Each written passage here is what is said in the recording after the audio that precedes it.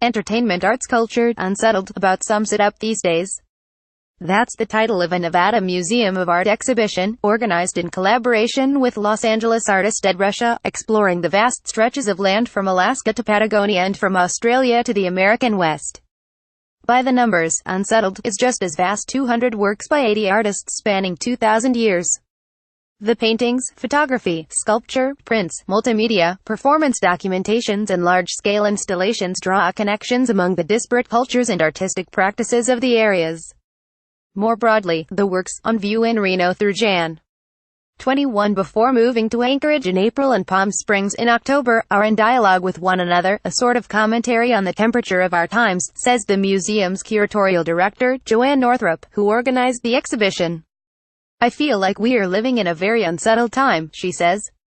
And that's not only inclusive of nature, with all these massive fires and earthquakes and natural disasters, but that also extends to socio-political movement. This exhibition is a way of demonstrating that.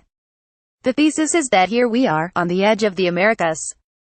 We are in a very tectonically active region, it's a very mountainous and arid region, and it all has to do with the earth and the plates, but it also has to do with culture. And I'm trying to draw that out through the artworks. Nicholas Gallinan's Things Are Looking Native, Natives Looking Whiter, 2012. Library of Congress Anchorage Museum Collection, Museum Purchase, Rasmussen Foundation Art Acquisition Fund, 2012. About a third of the works in the show are by indigenous artists, work coming from direct experience rather than being filtered through this lens of colonialism. Northrup says. Alaskan artist Nicholas Gallinan's digital photograph Things Are Looking Native, Natives Looking Whiter speaks pointedly to how indigenous culture is mined for pop culture. The piece juxtaposes an early 20th century photograph by Edward S. Curtis of a Southwest Pueblo Indian woman with a squash blossom hairstyle, and an image of Princess Leia from the original Star Wars, her hair styled similarly. It gets our attention through something that looks familiar and delivers content that is about appropriation from indigenous culture, Northrup says. You first see it and go, "Oh, I love Star Wars," and then you go, "Oh, wow," you think about the meaning. Ed Ruscha's Lost Empires, Living Tribes, 1984. Ed Ruscha The Marciano Collection, Los Angeles Sonia Falcone's installation Campo de Color Field, 2012. Henri Tullio Sonia Falcone Art Ruscha's Lost Empires, Living Tribes, on loan from the Marciano Art Foundation in LA, is a large-scale painting featuring the titular phrase in bold, white lettering. It's set against a sunset-hued sky at dusk. Northrup says she included the piece because the phrase made her think of the Spanish conquistadors coming to South America in search of gold and the destruction of the established indigenous cultures that followed.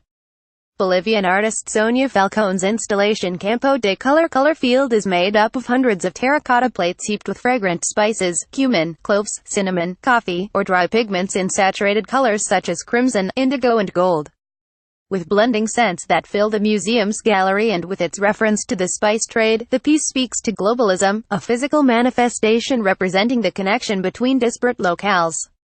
A few works in the show touch on the military, government or nuclear anxiety.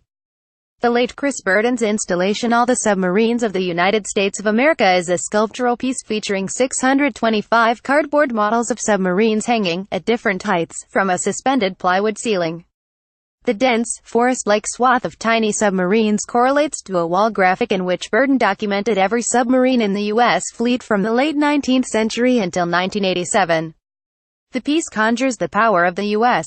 military force, for better or worse, and was of interest to the museum, Northrup says, because the Pacific Ocean so dominates the greater region. It spoke to us, she says, this vast ocean where all these secret things can take place, covert operations and such.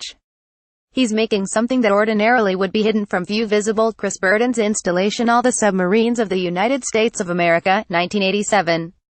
Benoit Paley The work in the show is both evocative and terrifying, a rich dialogue that is nothing if not timely.